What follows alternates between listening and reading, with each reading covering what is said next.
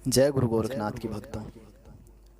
बताते हैं कि रानी मैनावंती को अपनी प्रथम शिष्या बनाकर गुरु गोरखनाथ जी अपने गुरु मच्छंदर नाथ जी की खोज में आगे की ओर प्रस्थान करते हैं। वे वन में जा रहे थे तो उनकी मुलाकात कानिपानाथ जी से होती है।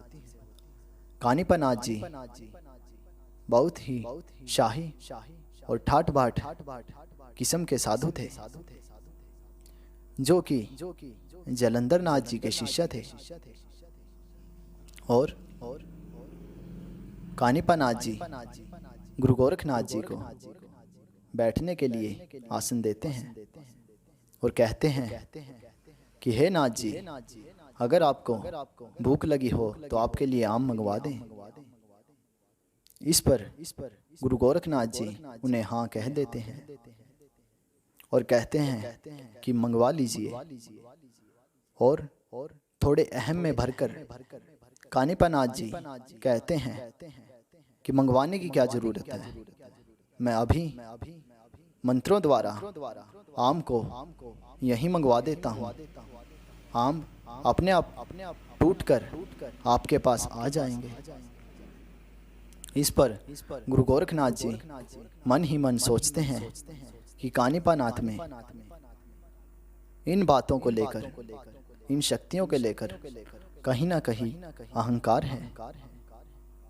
और गुरु गोरखनाथ जी उनमें से कुछ आम को खा लेते हैं और कुछ आम शेष रह जाते हैं।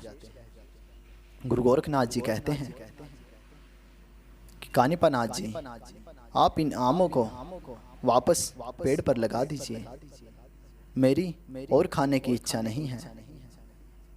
इस पर कानिपानाथ जी कहते हैं कि जो फल वृक्ष से अलग हो जाता है उसे दोबारा नहीं लगाया जाता। और इस पर गुरु गोरखनाथ जी कहते हैं कि लगाया जा सकता है, संजीवन मंत्रों द्वारा ये संभव है।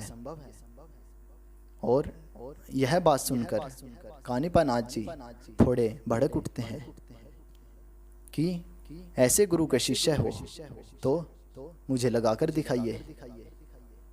और गुरु गोरखनाथ जी कहते हैं कि मेरे गुरु मच्छंदर नाथ जी ने मुझे इतना समर्थ बनाया हुआ है कि मैं इन आमों को संजीवन मंत्र के द्वारा वापस पेड़ पर लगा सकता हूँ।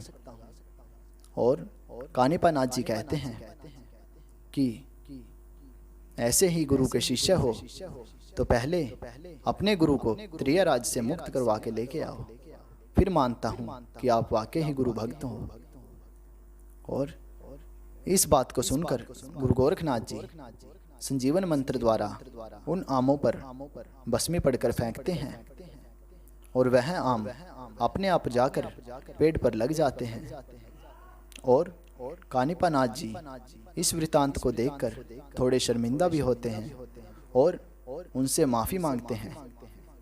और गुरु गोरखनाथ जी कहते हैं कि कोई बात नहीं, आपकी इस बात के कारण कम से कम मुझे अपने गुरु जी का तो पता चला। और फिर गुरु गोरखनाथ जी वहाँ से त्रियराज में अपने गुरु की खोज में चल देते हैं। जय गुरु गोरखनाथ की भक्तों।